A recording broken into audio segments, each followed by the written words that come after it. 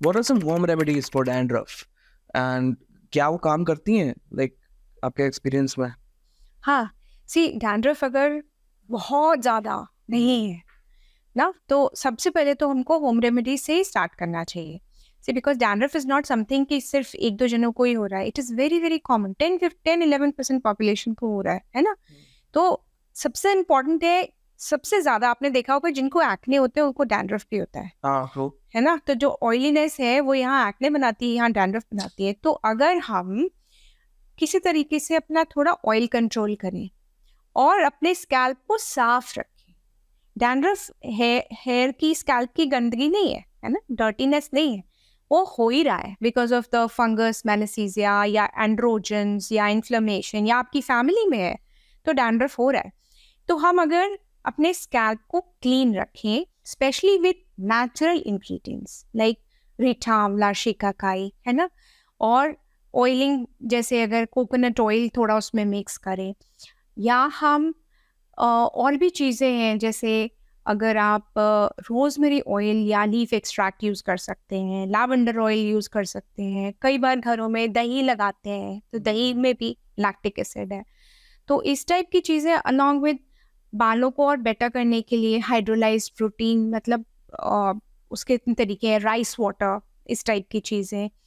गुआरगम, तो गुआरगम अब as such तो बाज़ार में पाउडर मिलता है, बट अगर कोई ऐसी इस टाइप की चीज़ों को छोटी-छोटी मात्रा में अगर आप घर में यूज़ करें, तो काफ़ी तरीके से आप अपनी डैंड्रफ को कंट्रोल में रख सकते हैं। स्कैल्प क्लीन रहेगा, हेयर कंडीशन्ड रहेंगे, तो इसकी और सूदनिंग इफ़ेक्ट लाएगा ये।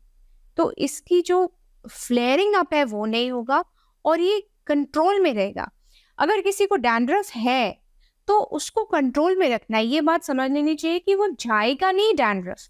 कभी भी नहीं जाएगा। यूजुअली 99% केसेस में डैंड्रफ ठीक नहीं होते। It is the one of the qualities characteristics of the scalp. अच्छा, तो आपको फ्लेकीनेस यू मीन वो बन जाती है स्कैल्प की। वो उसको मिलियू नहीं देना, उसको एनवायरनमेंट नहीं देना है ग्रो करने का। हमको स्कैल्प को एंटी डैंड्रफ तरीके से अपने स्कैल्प को क्लीन रखना है और वो चीज़ें यूज़ करनी है जो हमको हेल्प करें। तो अगर हम घर की चीज़ों से, इन सब चीज़ों से किसी तरीके से अपने स्कैल्प को क्लीन रखें, हेड को नरिश्ड और हाइड्रेटेड रखें अपने हेयर को, तो डैंड्रफ से बहुत हद तक छुटकारा मिल जाएगा। दूसरा तो है ही कि आपको स्ट्रेस कम रखना है। डाइट, हालांकि फूड और डैंड्रफ में कोई रिलेशन नहीं आ पाया गया, बट अगर आपकी डाइट ठीक रहेगी, आपका मूड ठीक रहेगा, आपका मेटाबॉलिज्म ठीक रहेगा, प्रॉब्लम ही नहीं है। अगर आपको और भी जानना है डैंड्रफ के होम रेमेडीज के बारे में, then you can check out this video right here जो डॉक्टर प्रीति ने बनाया है about the same thing which is actually really popular, so I think you will like it. In a detailed, nice way. Detailed, nice way, much more detailed than this small question that we just gave you. So please go out and check it. So are there any home remedies for hair loss also? Yes. So hair loss जैसे आपने अभी बोला आपकी internal metabolic working से बहुत ज़्यादा related है।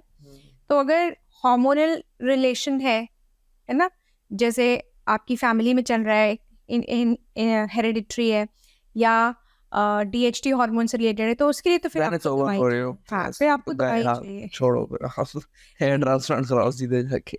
नहीं, there are medical treatments also, so that उस पे भी हमने अच्छे वीडियोस बनाए हुए हैं, पीपल कैन चेक आउट, तो वो कर सकते हैं आप। But home remedies for hair loss में एक इम्पॉर्टेंट चीज़ है कि आपका एक अच्छा हेयर केयर रूटीन होना चाहिए।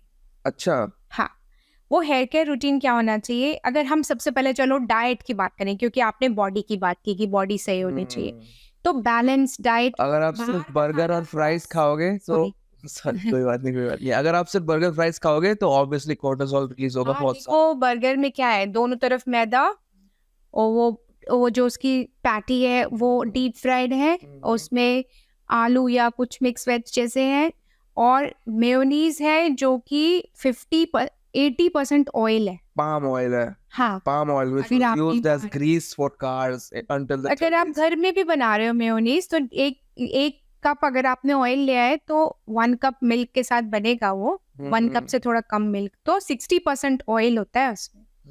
तो क्या ही न्यूट्रिशन आपको बर्गर दे रहा है। तो अगर आप इन चीजों के साथ भी हेयर केयर कर रहे हो then it's like doing drugs the whole week, और वीकेंड पे फिर कुकुम्बर वाटर पीना, डिटॉक्स करना, आयुर्वेद रिट्रीट पे जाना। हाँ जी, तो आपको खाना प्रॉपर करना है, बैलेंस डाइट करना है, एक बोल स्प्राउट्स और सैलेड्स का ले लो, अच्छा, ड्राई फ्रूट्स के साथ वॉलनट्स, आमंड्स, ये चीज़ें, देन जूसेस, नहीं ईव नहीं करना है, you have to take all this, जिससे कि बैलेंस डाइट रहे, स्ट्रेस फ्री रहो, मस्त रहो, खाना खाओ पियो, टाइम से सोना है, टाइम से जगना है, अपनी बॉडी की सर्केडियम रिदम के साथ मजाक नहीं करना है।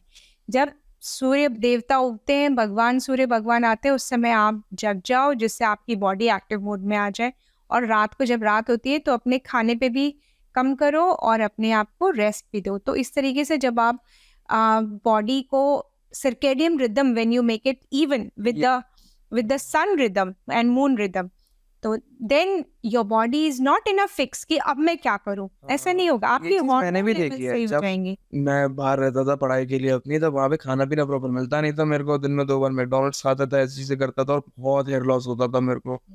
फिर जब एक बार मैंने थोड़ा खाना बनाना शुरू किया, लाइक जस्ट लाइक दाल चावल खाना शुरू किया, तब मेरा ऑटोमेटिकली बेटर होता गया हेयर लॉस, और अब तो फिर दिख भी नहीं रहा होगा किसी को, ठीक है। फिर आपके हार्मोन्स भी ठीक हो जाएंगे।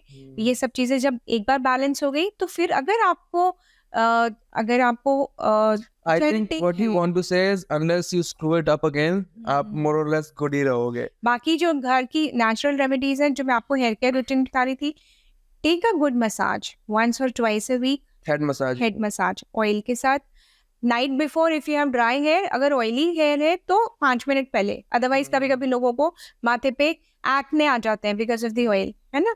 मसाज लेने के बाद मसाज, वाई मसाज, क्योंकि this is pre conditioning of hair.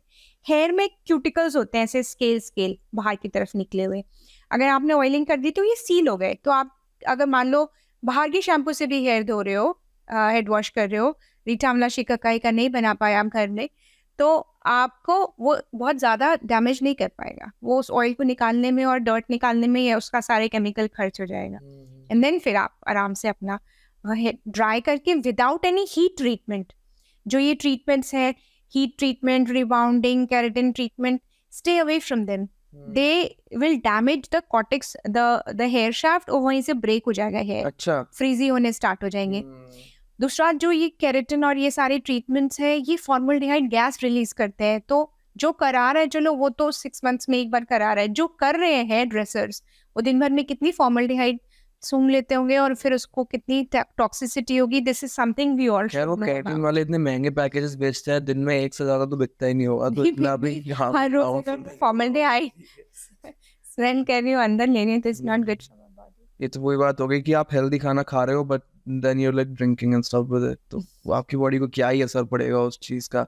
Eventually ये तो रिबाउंड करेगा बॉडी के लिए, है ना। There is no way this is sustainable. No, that is why in every consultation chamber you get patients जो आके बोलते हैं कि डॉक्टर साहब, जब मैंने अपना ये हेयर स्ट्रेटनिंग जब से कराया है, तब से मेरे बाल बीच में से टूटने लगे, और अल्टीमेटली लंबे बाल थे मगर देखो कटवाने पड़े और अब इतने से रह गए और बहुत हेयर फॉल हो रहा है। This is a very common statement given by patients. तो फॉर एग्जांपल प्रियंका चोपड़ा, बहुत देरी हेयर है उनके, बट मूवीज वगैरह में sometimes she has hair straighteners and pipe, ऐसा कैसे हो सकता है?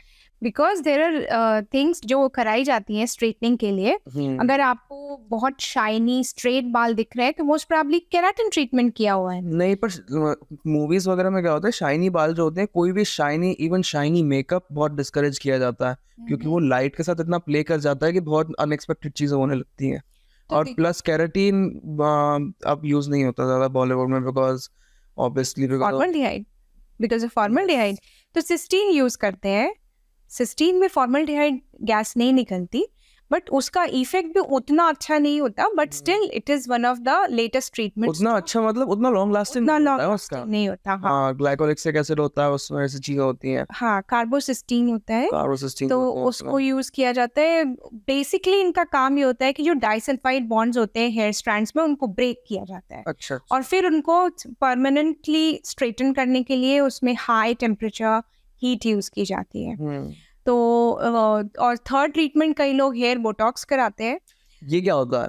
एक्चुअली बोटॉक्स यूज नहीं होता इसमें, हेयर बोटॉक्स नाम ज़रूर है, बट ये मल्टीपल डीप कंडीशनिंग एजेंट्स हैं अच्छा, जो कि लगाए जाते हैं जिससे कि हेयर कम फ्रीजी हो, थोड़ा उनके ऊपर कोटिंग हो जाए शाइनी चीज़ों की और हेयर देखने में अच्छे हो। तो कार्बोसिस्टीन और हेयर बोटॉक्स और केराटिन